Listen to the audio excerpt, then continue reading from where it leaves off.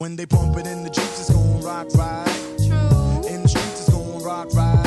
True. At a show, it's gon' rock right. As COVID-19, or the coronavirus, continues to sweep the nation and the globe, many of us are thriving and many of us are just surviving.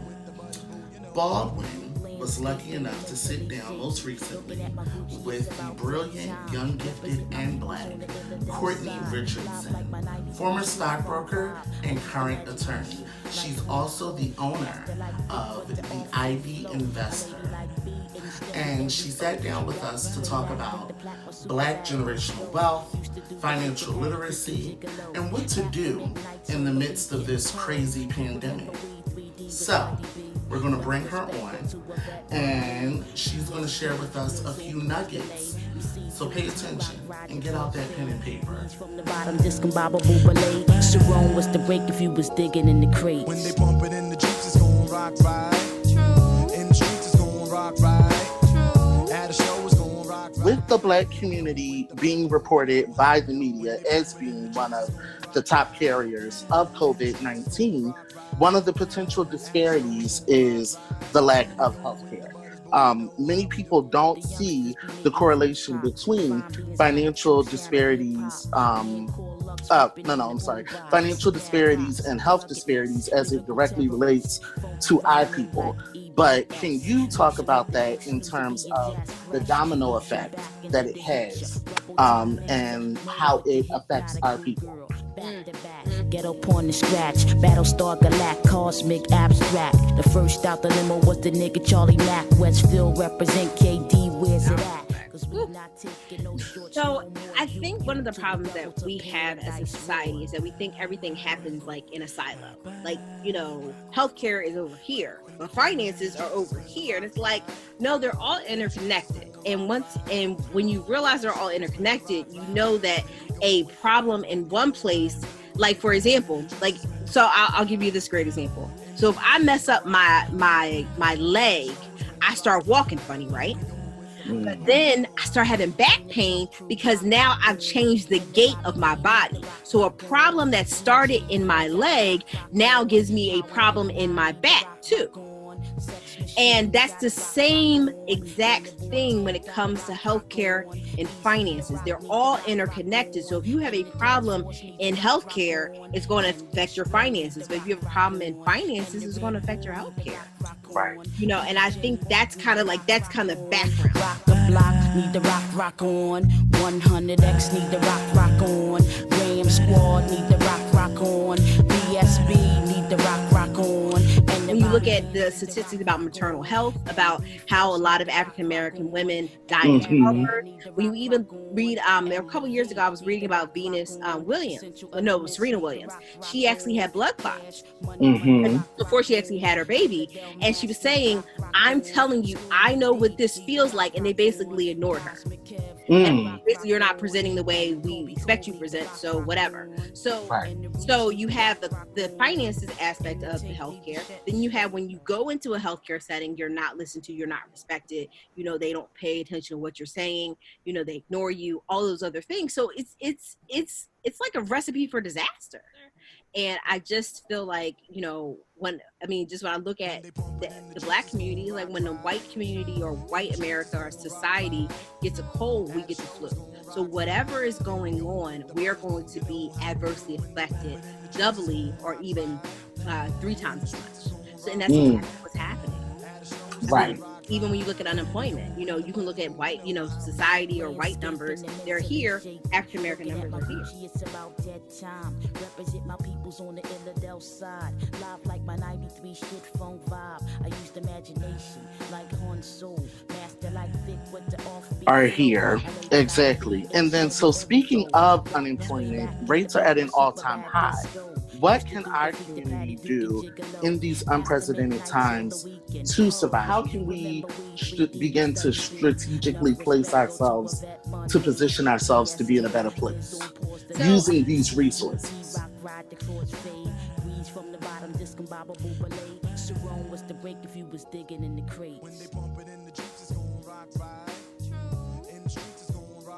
I think the biggest thing is education, and it's not the education that we kind of go to school for. I forget. I think it's Jim Rohn when he says that self-education will make you a millionaire. That I think that's a paraphrase, and it may not even be the right person. Okay. But we get it's good information. I think self-education is a very good one. I think one of the things is that we kind of chased after college, but if one of the things that I would like us to get away from is actually going after college just because somebody thinks we should go. There's a lot of trade jobs that make as much or not or more than what I make, and I'm like, get into the trade. So figure out how you can get into the trades, because I think, honest to goodness, is that this is a time for all of us to pivot. Like, I think this is the time where it's like, okay, it's about getting very real with yourself and, understanding your gifts and talents. And not everybody's supposed to be an entrepreneur or whatever, but what can you do to leverage in this time, basically sharpen your skills, sharpen your talents to be able to take that to market. And market doesn't mean that you're taking it as an entrepreneur. You just be getting a better job. Learning those skills.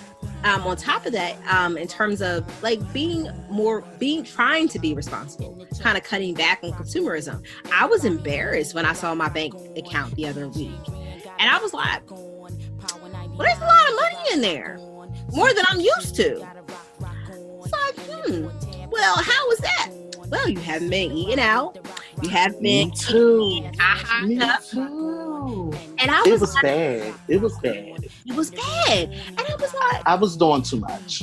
Right. Like, that's exactly it. So I said, okay. I said, well, like putting myself on a real budget, putting some savings away. Like, and not everybody can save. And I think that's the other thing is that, understanding where you are in this pandemic, because some people are thriving and some people are just surviving. I think if we all get ourselves in the business mindset about running our lives like a business, I think we work out a little bit better. And it's not necessarily like kind of taking the love out of life. That's not what I'm saying at all. But when I'm a business owner, when I'm saying, okay, when I like put stuff on social media, I'm like, okay, well, what's going on today? Like, what's going to resonate with people? Like, that's the first thing I'm thinking. But same thing when I'm working out in the world, I'm trying to pivot in a job or a career, is that, well, what's thriving? And not only what's thriving right now, but what's going to be thriving in the future.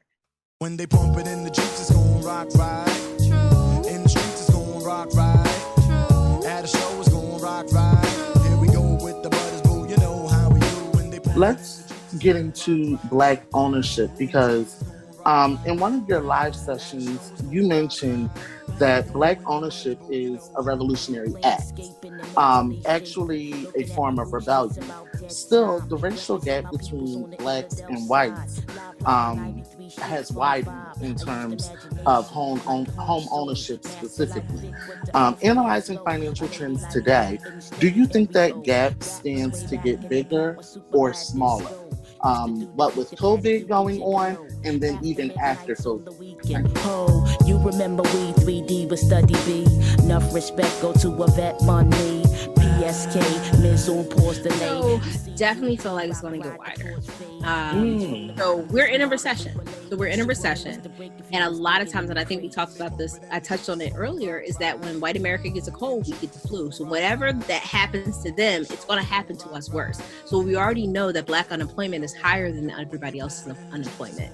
So that's going to affect us in the long term longer, because again, when you're looking to own something, like when you're looking to own a house, and not everybody's meant to be a homeowner, not everybody's meant to be an investor, but you need to do something else. But even when you're looking to go buy a home, they want your whole life story. So, you not having they care about your credit, because your credit is a history of how responsible you are with somebody else's money. So that they're looking at your credit. But if you're unemployed, well, what are you going to stop paying first? You're going to start paying bills that, like your credit card bills or whatever, things that you can kind of push off until later because you got to keep the lights on. Where's it at? Because we not taking no shorts no more. You to the rebel to pain and dice roar.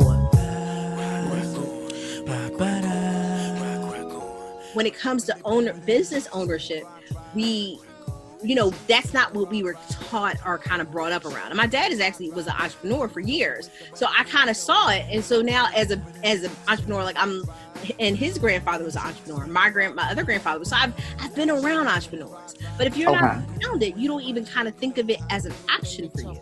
And but the thing is that like you keep doing the same stuff and like hitting your head against the wall. And that's something that I've noticed a lot is that, again, we're afraid to own a business. If we have the acumen to do it or the desire to do it, we're afraid because we just don't know what it is and we haven't seen anybody else do it. We do by modeling. We model a lot, which is fine. But if you don't see it, how are you going to own something because you don't see it? So I think we have a gap there also. Notice that there's a conversation of like, well, they should just pull themselves up by their bootstrap. Well, what bootstrap? We don't got Well, what bootstraps? What do you mean? Everybody is bad off. There's been some real structural things that have happened to us. We had redlining that affected the values that we've had generally. So I mean, seriously. Black community will be valued less than the community. Off top. And then you have what's called usury, which would basically for the same thing, we would end up paying significantly more in interest. So you had that going on. And then you just had general, everyday garden variety racism. So, I mean, so we're consistently, when we says pull up by your bootstraps, you're like, well, what bootstraps? And this is not for me to say that we can't be, successful, because even still, we rise. We are still a successful group of people. So let's have people that are actually making a huge difference in lives, positive. Absolutely. Oh, absolutely. And they're also making a lot of money doing it. And I think it pushes back against the conversation that if I'm going to do good, I can't make money while doing it. And I love the fact that rails against that whole idea.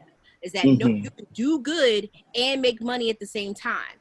And so I think, on the other side is that we're starting to see these examples of success that isn't necessarily the go to college, get a job, blah, blah, blah, ideas of success, and kind of gives us a broader range of possibilities. So I'm excited about that too.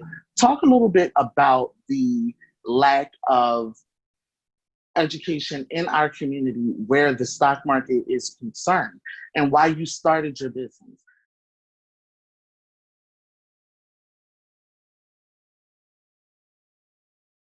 So I left school, graduated, and my parents like, you have to get a job. I was going to go to law school. And then I was like, not yet. Ended up becoming a stockbroker just kind of by chance. Ended up working for Merrill Lynch. And I started in 401k service. So I learned too much about 401ks, but that helps a lot now in the business. And then I moved over to what's considered high net worth. So I was doing high net worth advising, average client about $3 million. Okay. And one of the things that I noticed consistently is that as I kind of rose, so I became assistant vice president, I think I was 26. And as I rose in the ranks, there weren't that many people that looked like me until 2009.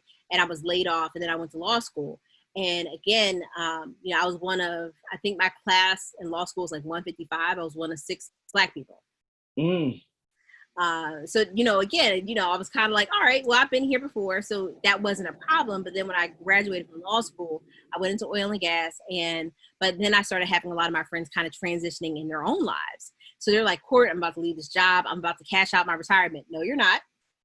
You're not cashing out your retirement and taking taxes and a penalty. You're going to roll it over. And they're like, well, what's a rollover? And of course, when you're in your 30s, your late 20s, you're not thinking like, oh, when I get to 60, you're not thinking about it. But all of that matters. So I tell people all the time, like, always roll it over. But the thing was that they didn't understand what the rollover was. They didn't really understand what they had at their employer account, like what they had as a job, because you get your 401k, your dental benefits, and your health benefits at the same time. And they're like, be blessed. Like, who understands any of that? And it's not the rules. So I said, okay. So I would have to sit down with my girlfriends and say, listen. So I was like, listen, I'm going to do this blog.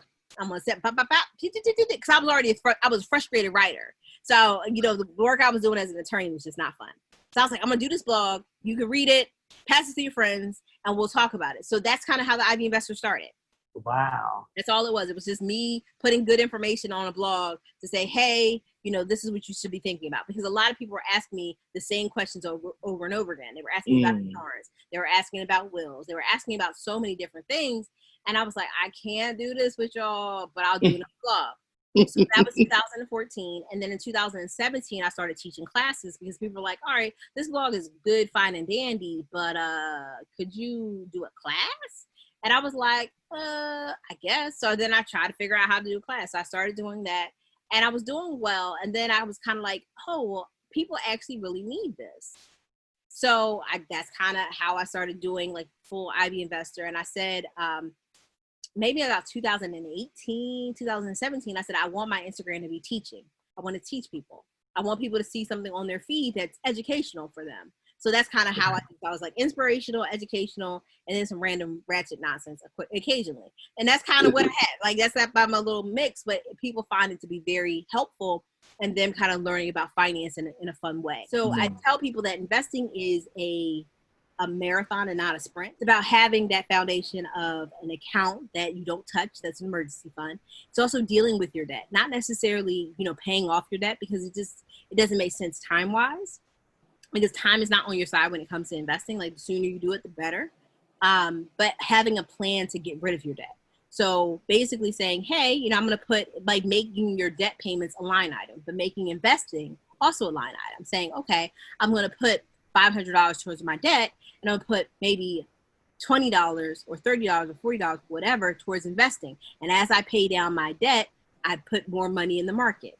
So it's kind of, so you'll always have that line item going out towards your goals, but it would just be different. So my goals are to pay off debt and invest. But once my debt is paid off, now my goal is only to invest. So I was putting 500 towards that, but now I'm putting, a little bit more than 500 towards investing. I tell people all the time, you can get rich slow. It's okay. And I think that's also important. So starting, basically having that foundation. Because you can get broke overnight too. Oh, facts. Big facts. Okay? Big facts. People always forget, just like you can get rich overnight, you can get broke in an hour. Mm-hmm. Or less. Or less.